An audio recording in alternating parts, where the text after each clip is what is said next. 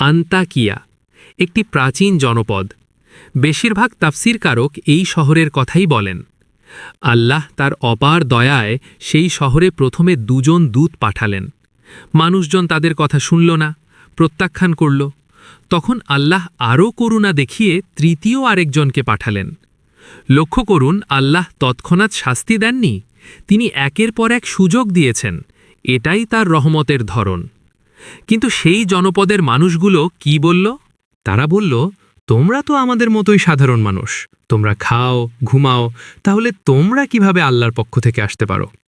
কি পরিচিত একটি অজুহাত! যুগে যুগে মানুষ একই কথা বলে এসেছে। দূতেরা উত্তর দিলেন, আমাদের দায়িত্ব শুধু বার্তা পৌঁছে দেওয়া, জোর করে বিশ্বাস করানো আমাদের কাজ নয়। এরপর লোকেরা আরও বিচিত্র যুক্তি আনল। দুর্ভিক্ষ হলে বলল এদের জন্য হয়েছে, অসুখ হলে বলল এদের অশুভ ছায়ায় হয়েছে। নিজেদের সমস্যার জন্য তারা দায়ী করতে লাগলো আল্লাহর প্রেরিত মানুষদের। দূতেরা দৃঢ়তার সাথে বললেন, তোমাদের দুর্ভাগ্য তোমাদের নিজেদের কর্মফল, বাইরে থেকে আসেনি। আমরা শুধু সঠিক রাস্তা দেখাচ্ছি। আর ঠিক এই মুহূর্তে ঘটনায় প্রবেশ করেন এক অসাধারণ মানুষ।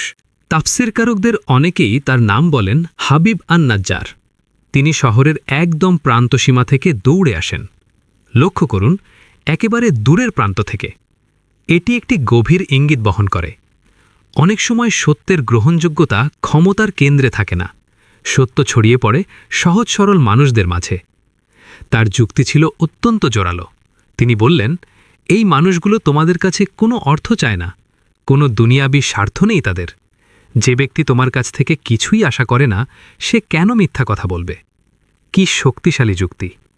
এটি আমাদের সকলের জন্য একটি মাপকাঠি। যার কোনো ব্যক্তিগত লাভের আশা নেই, তার কথাই সবচেয়ে বিশ্বাসযোগ্য ও আন্তরিক। এই সাহসী মুমিন তাওহীদের পক্ষে অবিচল দাঁড়ালেন। তিনি যুক্তি দিয়ে বোঝালেন, পাথরের মূর্তি কাউকে বাঁচাতে পারে না, ক্ষমতাবান মানুষও কাউকে রক্ষা করতে পারে না। আল্লাহ যখন কিছু ঘটাতে চান, তা অবশ্যই ঘটে। তিনি যখন বললেন আপনার প্রতিপালক, তখন তিনি স্মরণ করিয়ে দিলেন, আল্লাহ শুধু আমার রব নন, যারা তাকে অস্বীকার করছে তাদেরও রব তিনি।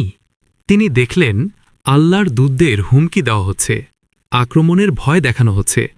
তবু তিনি পিছু হটলেন না।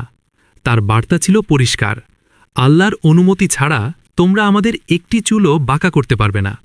আর যদি কিছু ঘটেও, সেটাও আল্লাহর ইচ্ছাতেই ঘটবে, আমরা সেটা মেনে নেব।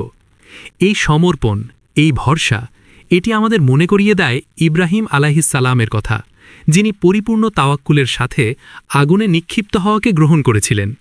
শেষ পর্যন্ত কি হল? তার জাতি তাকে আক্রমণ করল, তাকে শহীদ করল। কিন্তু কুরআন মৃত্যুর দৃশ্য দেখায় না, সরাসরি ফলাফলে চলে যায়। তাকে বলা হলো জান্নাতে প্রবেশ করুন। আর তখন তিনি কি বললেন? তিনি বললেন, হায়, যদি আমার জাতি জানত আমার রব আমাকে ক্ষমা করেছেন এবং সম্মানিত করেছেন। থামুন এখানে এবং গভীরভাবে ভাবুন, যারা তাকে হত্যা করেছে তাদের প্রতি তিনি ক্ষোভ প্রকাশ করছেন না, তাদের জন্য অভিশাপ দিচ্ছেন না। জান্নাতের দরজায় দাঁড়িয়েও তার মনে শুধু একটাই আফসোস, তার মানুষগুলো এখনও সত্য জানে না। ভাবুন, আপনাকে হত্যা করা হয়েছে, আপনার সামনে জান্নাত খুলে গেছে, আপনি আনন্দিত, কিন্তু তবু আপনার হৃদয় কাঁদছে আপনার নিজের মানুষদের জন্য। রাগ নেই, ঘৃণা নেই, শুধু গভীর মমতা। এটাই ঈমানের সর্বোচ্চ স্তর, এটাই দয়ার পরিপূর্ণ রূপ। এই মুমিনের ঈমান শত শত বছর পেরিয়ে আজও আলো ছড়াচ্ছে। এই কারণেই আল্লাহ তার গল্প সূরা ইয়াসিনের পাতায় লিপিবদ্ধ করেছেন, তাকে করেছেন আমাদের জন্য আদর্শ। আল্লাহ আমাদের সকলকে জান্নাতে তার সঙ্গে মিলিত হওয়ার সৌভাগ্য দান করুন। আমিন।